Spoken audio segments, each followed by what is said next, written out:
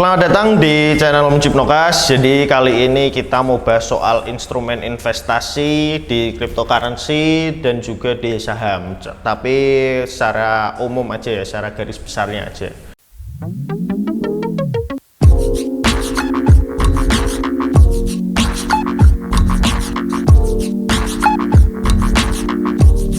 Kalau yang di storyku itu mengenai robot trading ya, lebih tepatnya robot trading. Di situ aku awalnya bahas soal robot trading yang aku bilang aku bakal pakai dulu nih selama 1 bulan, baru aku mungkin bisa kasih apa ya, bisa kasih penilaian gitu.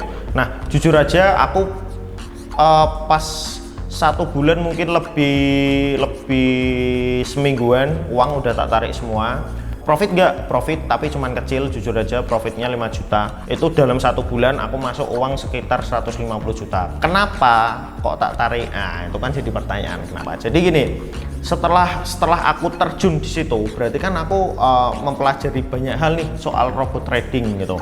Nah sebenarnya gini, robot trading itu sebenarnya beneran nggak sih ada robotnya gitu.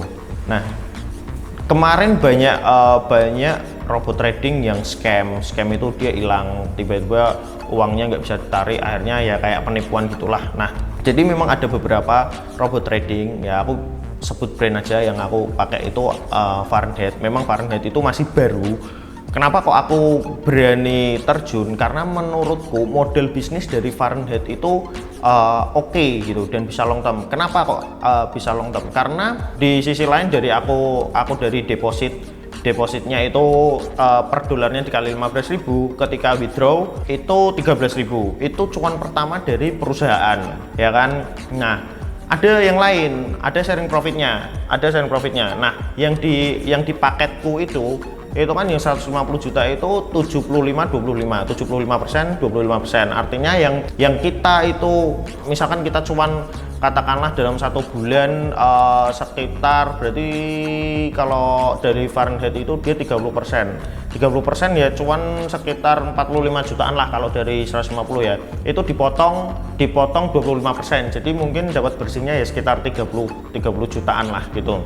Nah semakin kesini menurutku ada sebuah pertanyaan gitu. Kenapa? Karena oke, model bisnis dari Fahrenheit itu mungkin bisa long term, mungkin bisa sampai tahun ya, kita nggak pernah tahu sih. Tapi ketika adanya robot-robot yang lain yang model bisnisnya nggak bagus, nah nggak bagusnya seperti apa? Aku bahas sedikit. Nggak bagusnya adalah mereka itu cuman kayak oke, kita tarik uang dari klien misalkan 100 juta gitu. Nah sedangkan klien diiming-imingi dengan tidak ada sharing profitnya gitu, jadi 100% milik klien. Nah itu kan seharusnya menjadi pertanyaan buat kita sendiri, kenapa kok lah terus perusahaan itu untungnya dari mana gitu kan. Jadi kan udah gak masuk akal, berarti dia cuman memainkan money game aja. Nah seperti apa money game? Contoh misalkan let's say lo orang misalkan kasih uang ke aku misalkan 100 juta katakanlah, tak janjiin dalam 1 bulan kamu tak kasih profit 30% tanpa sharing profit. Ya sama aja, kamu contoh misalkan kamu masukin uang ke aku 100 juta ya, dalam 1 bulan kamu tak kasih 30 juta ya kan. Secara tidak langsung kan seperti itu, kamu ngasih uang ke aku 100 juta, kamu per bulan tak kasih 30 juta, aku masih pegang uangmu sekitar 70 juta ya kan. Kalau model bisnisnya seperti itu dia nggak long term gitu, udah pasti scam gitu. Contoh misalkan nggak ada 3 bulan dia udah narik sekitar berapa miliar, itu dia ibaratnya cekelan duit pirang-pirang miliar per bulan, cuman ngasih berapa tok, dia masih cekelan berapa, akhirnya dia scam, hilang, akhirnya rugi klien. Tapi kalau Fahrenheit kan kenapa aku masuk ya, emang tadi soal model bisnisnya yang menurutku sudah mulai bagus gitu loh, sudah bagus gitu. Nah ketika adanya robot-robot yang dia model bisnisnya nggak bagus, secara tidak langsung itu bakal kena dampaknya ke Fahrenheit. Kenapa? Karena kita sebagai klien Fahrenheit akhirnya punya pemikiran, aduh kok ini robot-robot yang trading ini hilang ya, scam ya. Akhirnya kita sebagai klien Fahrenheit kan juga mikir, aduh kok nek ikut scam piye. Akhirnya kalau misalkan isu itu terus naik, robot-robot yang model bisnisnya jelek itu terus naik, akhirnya semua klien dari Fahrenheit, contoh misalkan mereka tarik dananya semua, otomatis rugi dari Fahrenheitnya sendiri. Nah dari perusahaan pasti nggak mau rugi, optionnya apa? Pasti dia akan scam.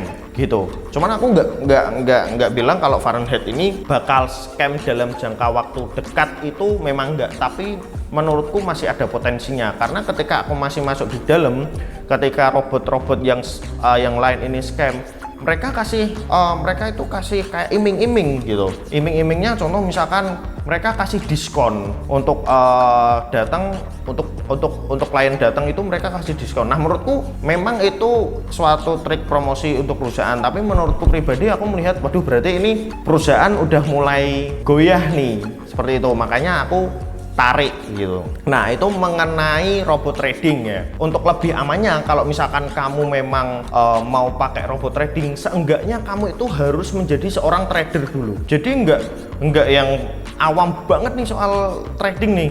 Contoh misalkan orang mau main cryptocurrency, sedangkan kamu cryptocurrency nggak tahu, kamu bukan seorang trader gitu. Akhirnya yang cuman diiming-iming robot trading, kamu nggak bakal bisa menilai robot trading itu karena kamu bukan seorang trader gitu. Kamu mau dikasih makan apa, ibaratnya mau dikasih makan A B C D E F G, kalian pasti cuman makan aja, tidak ada kejanggalan di situ gitu, karena kamu bukan seorang trader. Tapi kalau kamu seorang trader, pasti kamu tahu. Contoh misalkan yang scam kemarin, ada robot trading yang namanya Santan Capital gitu. Itu waktu aku tahu awalnya itu sudah nggak masuk akal. Jadi mereka punya komunitas yang bisa menggerakkan pasar gitu.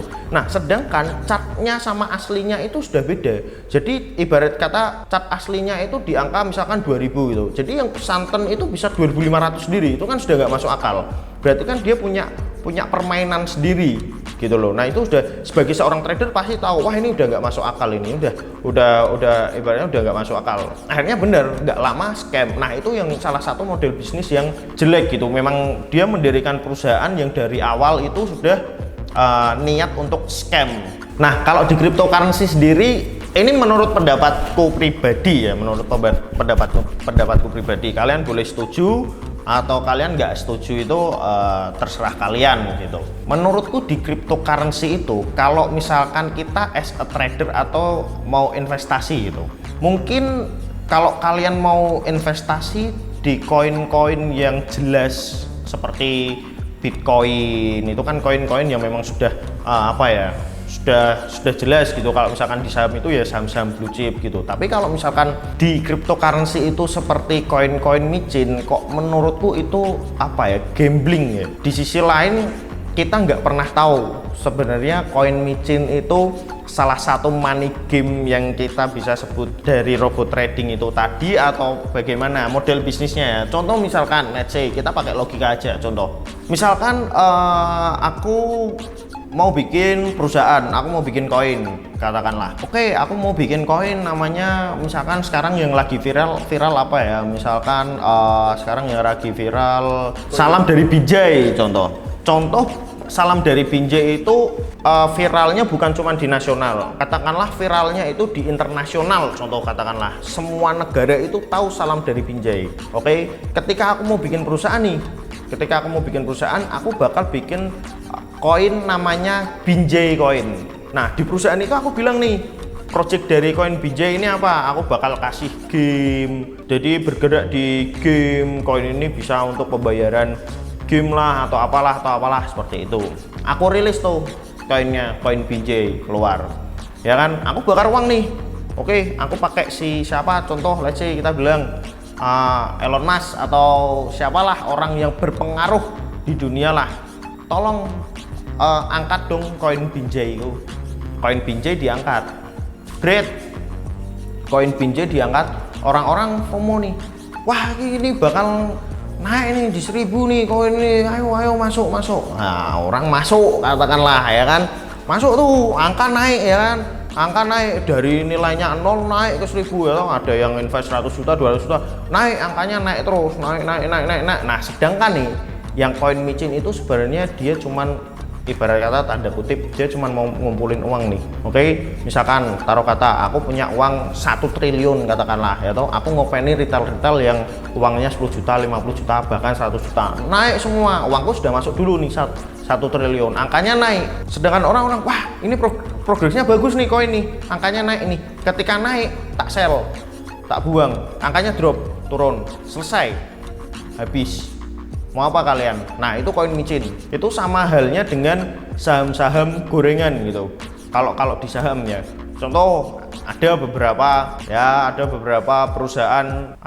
perusahaan yang mau IPO katakanlah. Bukan, jadi gini, perusahaan yang mau IPO itu nggak semua perusahaan yang bisa dibilang sukses atau mau cuan gitu.